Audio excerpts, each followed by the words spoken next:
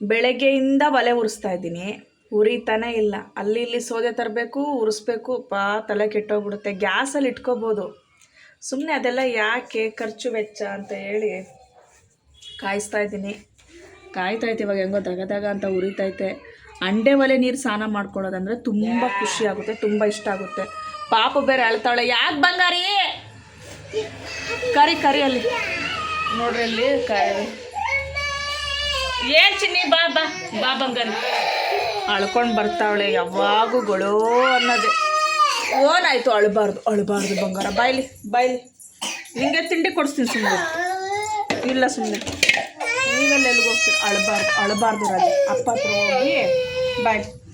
ಗೊಣ್ಣೆ ಸೋರ್ತೈತೆ ಪಾಪ, ಗೊಣ್ಣೆ ತೈತೆ. ಹೋಗು ಅಳಬಾರ್ದು. ನಮ್ಮ ಪಾಪು ಅಲ್ವಾ, ನಮ್ಮ ಬಂಗಾರಿ ಅಲ್ವಾ, ಅಳ್ಕೊಡ್ದು ನೀನು. ಅಳ್ತಾವಳೆ ನೋಡ್ರಿ, ಅಳ್ಕೊಂಡು ಹೋಯ್ತಾವಳೆ ಮನೆ ಒಳಗಡೆ. ಒಂದೊಂದಲ್ಲಪ್ಪ ಈ ಮಕ್ಕಳ ಹತ್ರ, ನಮ್ಗಂತ ಹಿಂಸೆ. ಅಲ್ಲೋಡ್ರಿ, ನಮ್ಮ ಅಪ್ಪ ಅಲ್ಲಿ ಕುಂತೈತೆ.